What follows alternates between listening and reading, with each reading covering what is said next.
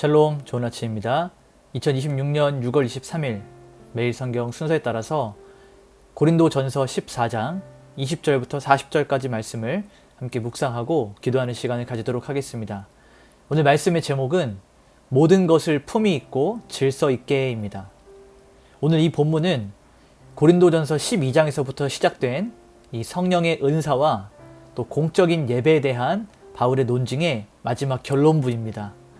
바울은 고린도 교회의 성도들을 향해서 악에는 어린아이가 되고 지혜에는 장성한 사람이 되라 라고 촉구하면서 통역이 없는 이 무분별한 방언은 불신자들에게 조롱을 받지만 명확하게 선포되는 하나님의 말씀, 곧 예언은 불신자들의 숨은 죄를 드러내게 해서 결국 하나님을 예배하게 만든다라고 가르칩니다.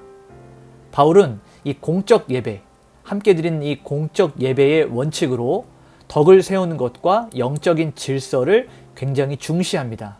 이에 따라서 방언은 차례를 따라서 통역을 동반하고 또 말씀을 전하는 예언 역시 분별함 속에서 차례대로 행하면서 혹시나 또 다른 계시가 다른 이들에게 임할 때 먼저 말하던 자들은 잠잠해라 라고 말합니다. 또한 당시에 예배의 무질서를 더 증가시키는 일부 여성들의 사적인 소란을 금하면서 교회의 거룩한 이러한 예식에 순종할 것을 명령합니다. 바울은 하나님은 무질서의 하나님이 아니고 오직 화평의 하나님이심을 선포하면서 모든 은사들을 제어하면서 절제하면서 예배와 사역을 품위 있고 질서 있게 하라라고 명령하고 있습니다. 이제 우리 한 절씩 말씀을 살펴보면서 성경이 말하고 있는 진의를 함께 나누도록 하겠습니다. 먼저 첫 번째 단락은 20절부터 25절까지 말씀인데요. 여기에는 예언이 불신자들에게도 영향력을 미치는 것을 우리는 볼 수 있습니다. 자, 20절에서 21절을 보면 형제들아 지혜에는 아이가 되지 말고 악에는 어린아이가 되라. 지혜에는 장성한 사람이 되라. 율법에 기록된 바 주께서 이르시되 내가 다른 방언을 말하는 자와 다른 입술로 이 백성에게 말할지라도 그들이 여전히 듣지 아니하리라 하였으니 라고 말하고 있습니다.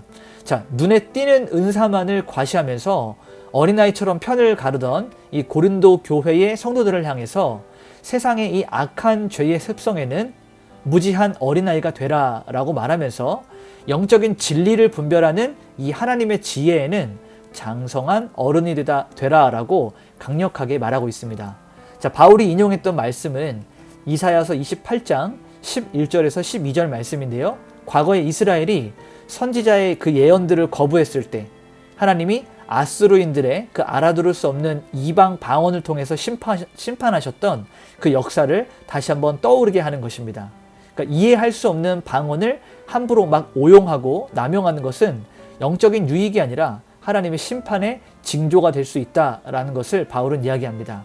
자, 22절부터 25절을 보게 되면 전도와 예배의 관점에서 이 은사들을 바라보는 것들이 나오게 되는데요.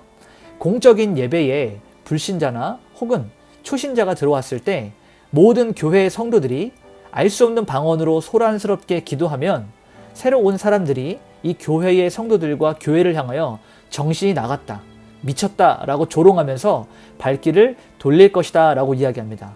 그런데 반대로 명확하게 알아들을 수 있는 예언, 하나님의 말씀이 선포되면 이 불신자들은 인격적인 그 복음을 마주하면서 자신의 그 죄악된 것들을 책망받고 판단을 받게 되어서 결국 성령이 역사하시는 그 역사로 말미암아 마음속에 은밀하게 숨었던 모든 죄악들이 폭로가 되고 스스로 교만했던 그 무릎을 하나님 앞에 엎드려서 하나님을 예배하는 이 교회에 하나님이 살아계시다라고 선포하는 이런 일들이 일어나게 될 것이다 라고 바울은 이야기합니다. 그러니까 알 수 없는 방언보다 알아들을 수 있는 하나님의 말씀, 예언이 훨씬 더 공적 예배에서는 필요하다라고 바울은 이야기하는 것입니다.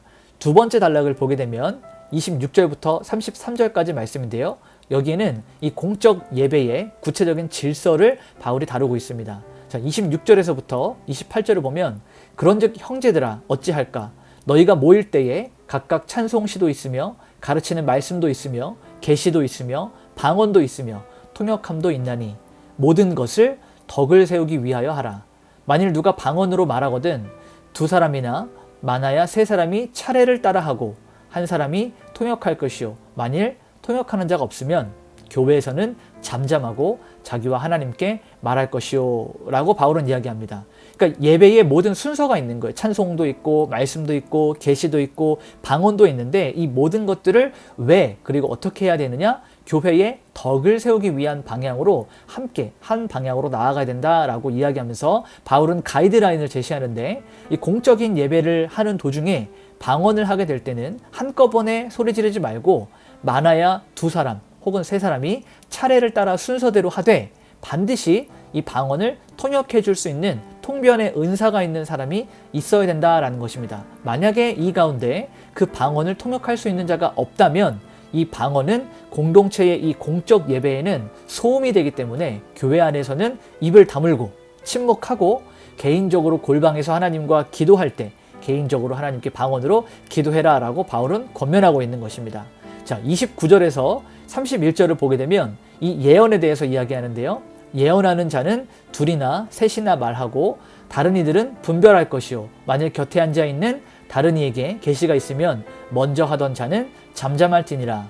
너희는 다 모든 사람으로 배우게 하고 모든 사람으로 권면을 받게 하기 위하여 하나씩 하나씩 예언할 수 있느니라. 자, 여기도 마찬가지로 하나님의 말씀을 예언하는 이 예언자들 역시 한 예배를 드릴 때 2명이나 3명으로 제한을 하고 영적인 지도자들, 리더들은 또 회중은 그 예언이 성경 말씀의 그 진리에 부합하는지를 철저하게 분별하고 검증을 해야 된다는 것입니다. 다른 지체에게 성령의 감동이 임하면 먼저 말하던 자는 그것을 멈추고 잠잠하게 양보해야 된다는 것이죠. 그래야 온 교회가 소동 없이 소란 없이 하나씩 하나씩 선포되는 그 하나님의 말씀 앞에서 온전하게 배워가며 거룩한 권면의 유익을 누릴 수 있다라는 것이죠. 자, 32절에서 33절을 보면 예언하는 자들의 영은 예언하는 자들에게 제재를 받나니 하나님은 무질서의 하나님이 아니시오 오직 화평의 하나님이시니라. 모든 성도가 교회에서 행함과 같이. 자, 이방 종교에서 우상을 숭배할 때 황홀경이라고 하죠. 뭔가에 취한 듯이 홀린 듯이 막 이상 증세를 보이는 이러한 이방 종교의 황홀경은 이 영에 압도되어서 자제력을 잃어버리게 돼요. 그러나 이 기독교의 성령의 은사는 우리의 인격을 무시하지 않으십니다. 충분히 우리의 의지를 존중해 주시기 때문에 순서에 따라서 자기 자신을 제재하고 절제할 수가 있습니다. 그러니까 공적인 예배에서 성령 때문에 어쩔 수 없이 이렇게 내가 막 소리 지르면서 무질서하겠다라고 하는 이러한 말들은 핑계가 되지 않는다는 것입니다. 왜냐하면 하나님은 혼란과 무질서의 하나님이 아니라 오직 거룩한 정돈과 화평의 하나님이시기 때문입니다. 자, 마지막 3번째 단락은 34절부터 40절까지 말씀인데요. 여기에는 품격 있는 그 예배의 원칙에 대해서 이야기합니다. 자, 34절에서 35절을 보면 여자는 교회에서 잠잠하라. 그들에게는 말하는 것을 허락함이 없나니 율법에 이른 것 같이 오직 복종할 것이요 만일 무엇을 배우려거든 집에서 자기 남편에게 물을지니 여자가 교회에서 말하는 것은 부끄러운 것이라. 자, 우리가 이것을 오해하면 안 됩니다. 앞서서 11장에서 여성이 공적으로 기도와 예언을 하는 것을 바울이 분명히 이야기했기 때문에 오늘 이 본문에서 잠잠하라 라고 하는 이 바울의 표현은 여성이 조용히 하고 아무 말도 하지 마라 라고 하는 것을 말하는 것이 아닙니다. 왜냐하면 이 당시에 공적 예배를, 그러니까 우리가 예배 중에 일부 어떠한 여성들이 이 질서를 깨뜨리고 예언이나 가르침을 향해서 개인적으로 소리를 지르며 질문을 던지고 예배의 흐름을 깨뜨렸던 이 무례한 행위를 바울이 엄격하게 금지하는 목회적인 권고이자 목회적인 명령이었습니다. 그러니까 이 교회 예배 안에 예배를 드린 도중에 뭐 여성뿐만 아니라 남성도 마찬가지겠지만 특별히 오늘 이 본문에서는 바울이 여성들 가운데 혹시 공적인 예배 중에 자신이 궁금하거나 무언가를 하고 싶은 말들이 있다면 예배 도중에 흐름을 깨뜨리지 말고 거룩한 관례와 질서에 따라서 순종하고 집으로 돌아가서 자기 남편에게 사적으로 질문을 해서 그 문제를 해결하라. 그러니까 바울의 초점은 여성이 말하지 말라가 아니라 이 공적인 예배를 존중해라. 이 예배를 깨뜨리지 마라. 예배를 우리가 귀하게 대해라 라고 하는 것을 말하기 위한 부분이었습니다. 36절에서 38절을 보게 되면 이 사도적인 권위와 또 순종을 촉구하는 바울의 모습이 나오게 되는데요. 바울은 고린도 교회의 이 영적 자만을 아주 심하게 책망합니다. 하나님의 말씀과 그 예배의 양식들은 고린도 교회의 성도들 그리고 고린도 교회가 만들어낸 것이 아니죠. 자칭 신령하다고 자부하고 자만하면서 이 바울 그리고 또 다른 사도들의 가르침과 이 교회의 보편적인 이 관례들을 무시하는 사람이 있다면 이거는 주의 명령으로서 두렵고 떨림으로 그들을 권고하고 명령해서 하나님 앞에 온전하게 엎드려질 수 있도록 하나님의 말씀에 순종할 수 있도록 바울은 권면하고 있는 것입니다. 마지막 39절과 40절 말씀을 보면 그런즉 내 형제들아 예언하기를 사모하며 방언 말하기를 금하지 말라. 모든 것을 품위 있게 하고 질서 있게 하라. 자, 바울은 이제 은사의 마지막 부분을 딱 마침표를 찍는 거예요. 교회를 살리는 진리의 말씀인 이 하나님의 말씀을 대언하는 예언을 우리 모두가 뜨겁게 사모해요. 말씀을 갈급해하는, 말씀을 사모하는 그런 은사를 우리로 하여금 계속 구하게 하고 또 방언도 무시하는 것이 아니라 개인의 유익을 위해서는 해야 되는데 공적인 자리에서 보다는 개인적으로 하는 것이 훨씬 더 유익하다라고 바울은 이야기하는 것입니다. 이러한 하나님께서 우리에게 주셨던 은사들을 조화롭게 잘 균형을 맞출 때 이 공적 예배도 살고 개인적인 영성도 세워질 수 있는 그 모든 것들을 하나로 묶어주는 바울의 결론입니다. 그래서 이 모든 것을 품위 있게 하고 질서 있게 하나님의 세우신 순서에 따라서 하기를 바울은 권면했던 것입니다. 오늘 말씀을 정리하면서 원포인트로 우리 하나님은 무질서의 하나님이 아니다.